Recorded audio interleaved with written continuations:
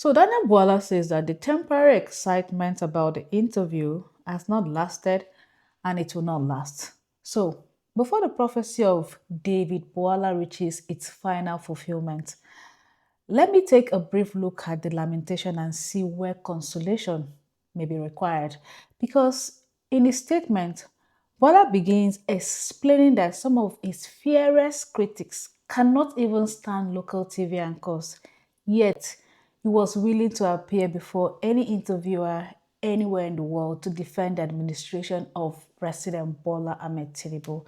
Now, that part is actually commendable.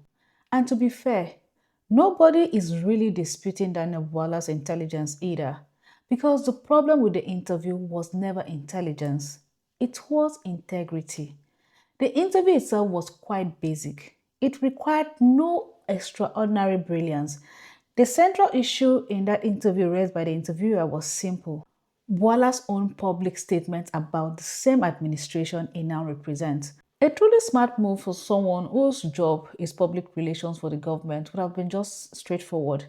Acknowledge that those statements were political criticism, and that will offer you a path to proceed. It's either you admit that the statements were exaggerated or inaccurate. So, in other words, Bola would have just relied on technical clarification without even declaring I lied. That kind of response would not have dismissed that past statement, but it would have given you an opportunity to allow the conversation to move forward. But no, you never wanted to be called a liar because a lie was detected and someone had to own up to it. As a very smart person, you should have been able to technically own up to that lie so that the conversation might proceed and you'll be able to promote the governments you were sent to. But no, instead, you decided to develop sudden amnesia, a statement that even Tinubu knows is true. Because once those statements were denied, the conversation could not proceed because someone had to take the fall. But no, you were very particular about the audience perceiving you to be honest, but you were not really concerned about the administration you went to represent. So if your words are questionable, how do you expect the present ones to be accepted? Because the interviewer needed to know which version of Daniel Bwala he was actually speaking to. Again, Bwala also complained that he wasn't pre-informed that his past statement would be used in the interview. That leads me to a more important issue. If the spokesperson struggles to account for his own previous words, how then can he reliably communicate the words and intentions of the president? Or should we remind Bwala that it was his past that got him his current job? Or should we also remind him that the president, Emiloko, the person he went to represent, his supposed right to rule was built on his past when he said, "It was my turn." So, asking him to explain his past statements is not unethical journalism. It's simply because the past builds the present.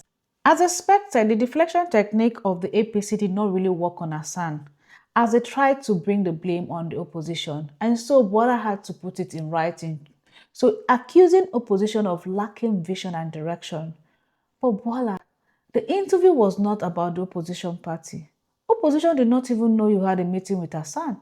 So changing that does not resolve the question. So Bwala also claimed that some of the quotes used by the interviewer were inaccurate or fake. Bwala, you had about an hour to tell the interviewer it was fake. Why are you now telling us? But he said anyways, he was going to address that later. On the final note of Bwala's confession, Bwala insisted that the interview was to discuss security, the economy, and corruption. But that explanation actually makes the situation even more interesting because the question of security was directly on Bwala's own previous statements about the same government. So, in other words, the interviewer was not introducing a foreign subject. It was building the discussion on what Bwala himself has already said publicly.